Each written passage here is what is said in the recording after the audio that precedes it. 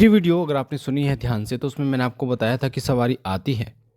सवारी आने के बाद उसे आप कैसे पहचान सकते हैं, कैसे आपको जगह-जगह भटकना पड़ता है और कैसे आप किसी देवता की सवारी को ही नेगेटिव शक्ति बोल देते हैं और लोग आपकी शक्ति को उतार लेते हैं। तो अगर आपने वो वीडियो नहीं सुनी तो पिछली वीडियो वो सुनिए, तभी आपको ये वीडियो अच्छी तरीके से समझ में आएगी। तो ये जो वीडियो है ये है बहुत इम्पोर्टेंट और ये किस विषय के ऊपर है कि शक्ति से कार्य कैसे ले, शक्ति कार्य कैसे करती है।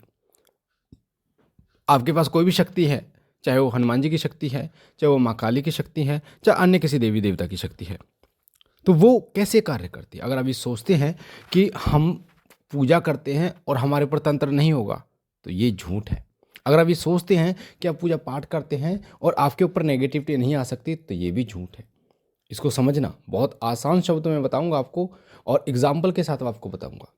तो सबसे पहले आप एक एग्जाम्पल सुनिए ध्यान से जो नेगेटिविटी वाला मैंने आपको बताया। गोस्वामी तुलसीदास जी ने हनुमान जी के साक्षात दर्शन किए। प्रभु श्री राम, लक्ष्मण जी और माँ सीता के साक्षात दर्शन किए उन्होंने। पर फिर भी मतलब दर्शन करने के बाद भी उनके ऊपर तंत्र हो गया। तंत्र करने वाले कौन थे? तांत्रिक वहाँ के, जो गोस्वामी तुलसीदास जी को जादूगर और पता नहीं क्या क्या बताते थे, उनके ऊपर तंत्र हुआ। तंत्र होने के बाद वो बहुत ज़्यादा पीड़ा में थे, तो उन्होंने बजरंग बाण की रचना की। क्या हनुमान जी को ये चीज़ें नहीं पता था? हनुमान जी को ये चीज़ें सब पता था कि तंत्र कौन कर रहा है और मेरे भक्त पर तंत्र कर रहा है और किस भक्त पर कर रहा है जिसको हनुमान जी ने साक्षात दर्शन किए। तो क्या हनुमान जी उन पर इसका प्रभाव भी होने देते? नहीं होने देते, नहीं होने देते। पर उनके ऊपर प्रभाव हुआ, वो पीड़ित हुए। उसके बाद उन्होंने हनुमान जी की प्रसन्नता के लिए फिर बजरंग बाण की रचना की।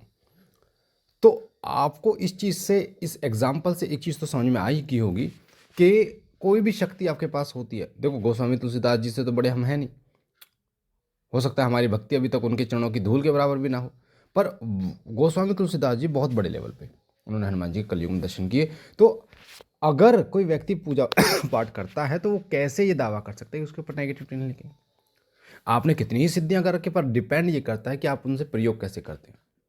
कोई भी देवता जब तक नहीं चलता तब तक उसकी जो शक्ति कार्य नहीं करती, जब तक आपको उसको चलाना ना आता हो। जैसे कि गाड़ी है, वो गाड़ी आपके पास आ चुकी है, आपने खरीद ली है, जब तक आपको चलानी नहीं आएगी उसका कोई फायदा नहीं, वो आपको आपकी मंजिल तक नहीं ले जा सकती। उसी प्रकार से शक्तियाँ आ गई, दूत आ गए, वीर आ गए, माँ की योगिनियाँ आ गई, माँ की सेविकाएँ आपको प्राप्त हो गई हैं।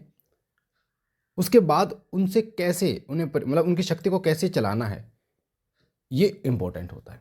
अब जैसे आपने कई उतारे देखते हैं, कई लोग उतारा करते हैं, तो उतारे का एक प्रक्रिया होती है, पता होना चाहिए कि शक्ति को कैसे उतारे से चलाया जाता है।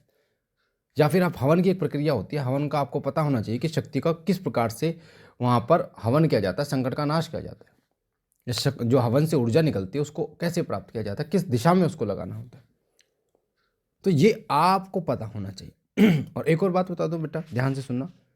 अगर कोई बच्चा ऐसे सुन रहा है जो गद्दी लगाता है, चौकी लगाता है, उनके लिए विशेष कि एक बच्ची ने मेरे को बताया था कि गुरुजी हम दरबार गए, दिल्ली में कोई गुरु दीक्षा दी उन्होंने, पहली बार में हमें गुरु दीक्षा दी थी और बोला कि गद्दी लगा लो।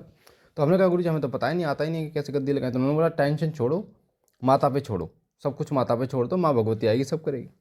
उन्होंने पहला फ्लोर बेचारी ने लगवा दिया गद्दी के लिए, और फिर जब माता आई तो अब लोग तो पूछने के लिए बैठे हैं, तो कुछ बता ही नहीं पाई, बहुत बेइज्जती हुई बेचारी की, दोबारा बंद कर दिया। फिर जहाँ उनके गुरु थे वहाँ से भी उन्होंने छोड़ दिया जाना। तो कहने का मतलब क्या है कि आपको स्वयं को इन चीज़ों के बारे में पता होना चाहिए, आपको ज्ञान होना चाहिए कि कैसे किस शक्ति को चलाया जाता है। हमने आपको झाड़े के विषय में बताया कि शक्ति से झाड़ा कैसे लगवाया जाता है। हमने आपको बताया कि एक देवता से दूसरे देवता तक कैसे पहुँचा जाता है। हमने आपको बताया भोग कैसे दिया जाता है। हमने आपको बताया हवन कैसे किया जाता है।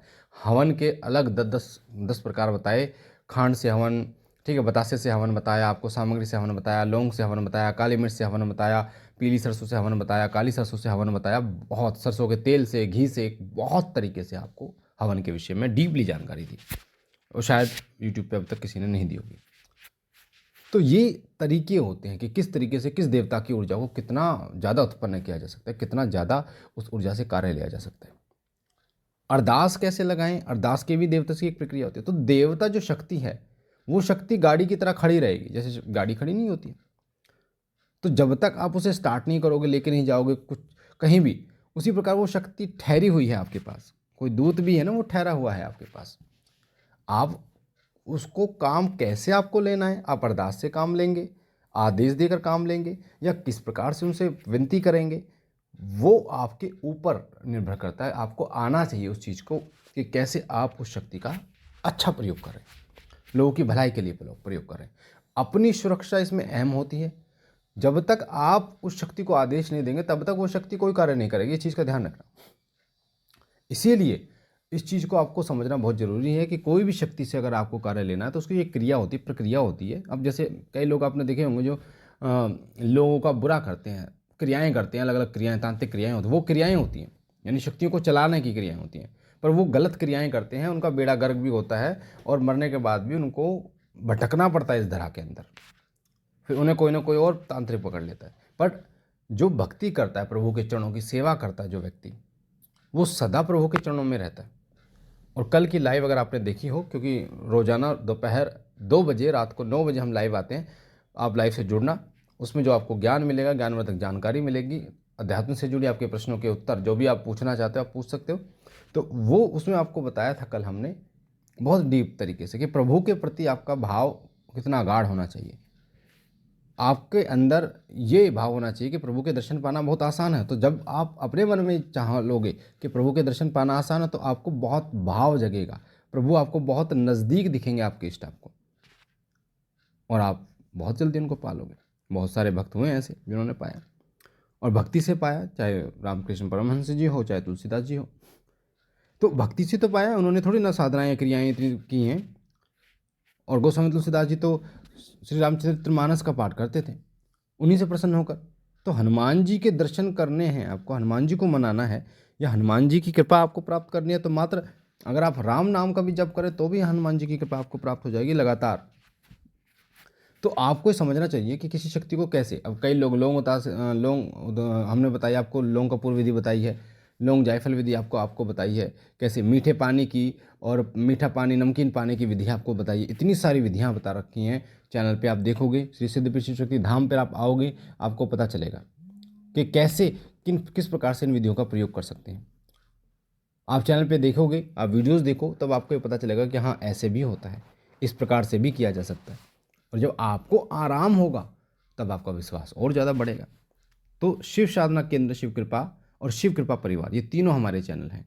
शिव साधना केंद्र, शिव कृपा और शिव कृपा परिवार, ये तीनों हमारे चैनल हैं।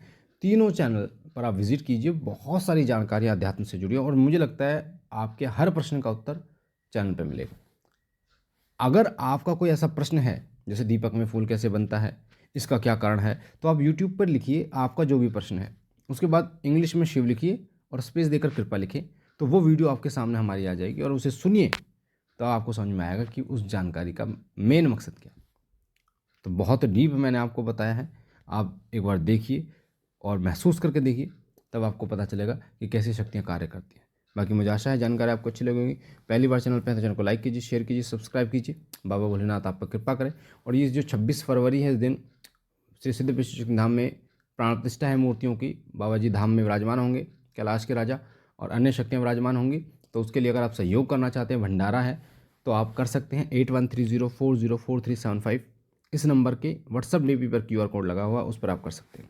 बाकी बाबा भोलेनाथ सदैव आप पर अपनी कृपा करें, आपके और आपके परिवार पर सदैव अनुकंपा बनी रहे। हम मिलते हैं नई जानकारी के साथ, तब तक के लिए ओम नमः शिवाय, ओम नमः शिवाय, ओम नमः शिवाय।